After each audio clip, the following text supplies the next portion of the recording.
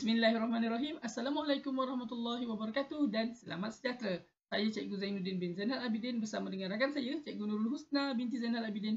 Kami dari SK Bandar Tenggara 1 hari ini akan berkongsi dengan anda semua sebuah kajian tindakan yang bertajuk meningkatkan keyakinan dan kemahiran bertutur murid tahun 3 menggunakan carta lompat.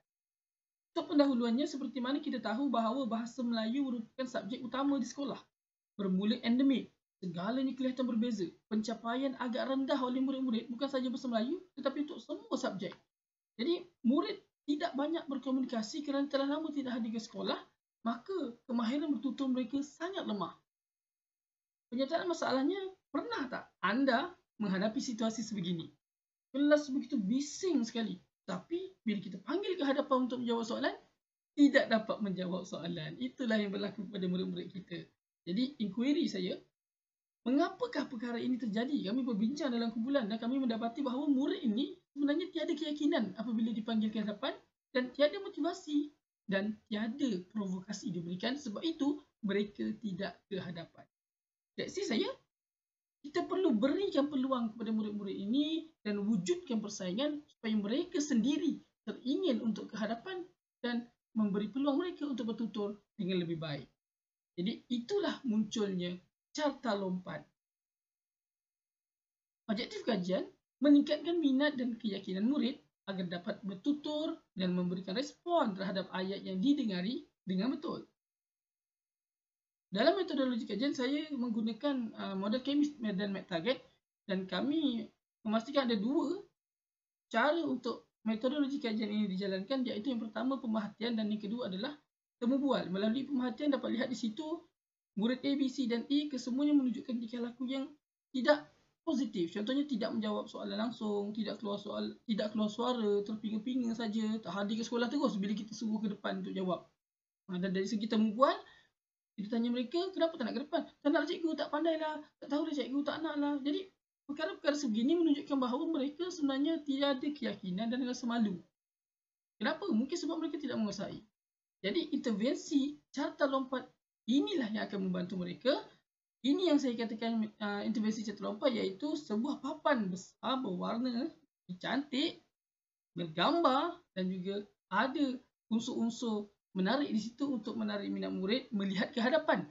Dan yang paling penting, ada huruf M0102 itu adalah mewakili mereka, setiap daripada mereka, dan ada penanda-penanda untuk menunjukkan di manakah tahap penguasaan telah mereka hadapi, telah mereka capai untuk mereka tahu sejauh mana mereka punya pencapaian dalam bertutur. Jadi apabila ada carta ini, guru memainkan peranan yang sangat penting kerana guru ni mereka tahu murid ada yang lebih pandai, ada yang lemah. Jadi mereka akan mengawal keadaan supaya memastikan persaingan itu sentiasa berlaku dengan memberikan tumpuan kepada murid yang lemah. Jadi kumpulan sasaran saya ada 10 orang murid, tapi kami buat untuk satu kelas, cuma kami akan lebihkan kepada murid-murid sasaran itu. Kerana murid yang berada di hadapan sudah tentu akan cepat. Namun kita akan kawal dengan kurangkan bertanya ataupun kurangkan memberi mereka peluang. Jadi mereka yang lemah ini akan merasa ada peluang untuk memotong rakan-rakan yang berada di atas.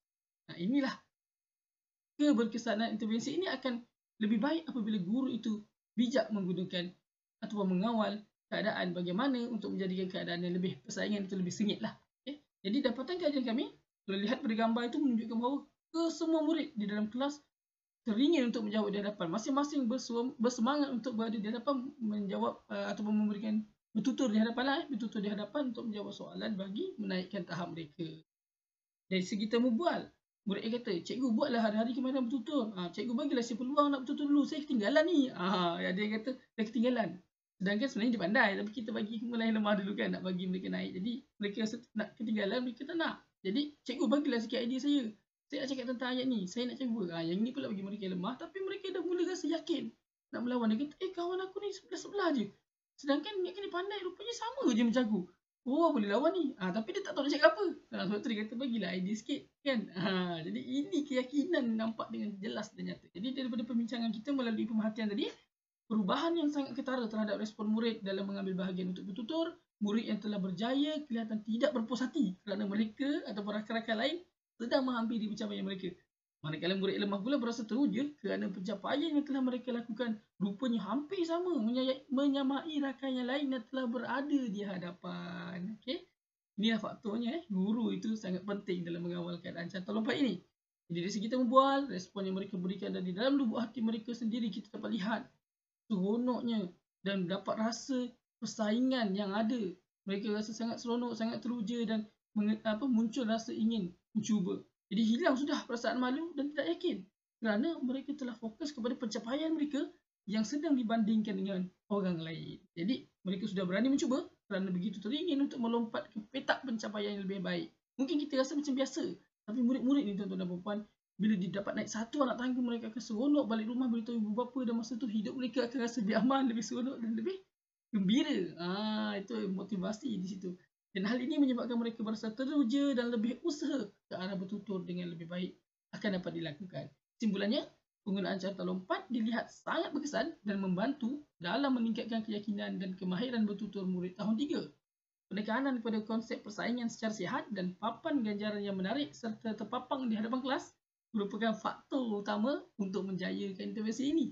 Dan pencapaian kajian ini sebenarnya bergantung juga kepada keadaan murid sasaran. Jadi murid sasaran saya ini sebenarnya 10 orang, tapi satu kelas tu pun sebenarnya lebih kurang sama. Jadi itulah menyumbang kepada antara menjadikan carta lompat ini lebih mendapatkan kesan yang lebih baik lah. Perakuannya, banyak kajian telah dijalankan berkenaan penggunaan bahan maujud, berwarna, menarik dan bergambar dapat membantu menambah minat murid. Dan rakan guru bahasa Melayu juga bersetuju bahawa unsur persaingan mampu meningkatkan motivasi murid untuk bertutur. Jadi sekian sahaja daripada kami. Wabillahi taufiq wal hidayah. Wassalamualaikum warahmatullahi wabarakatuh dan terima kasih.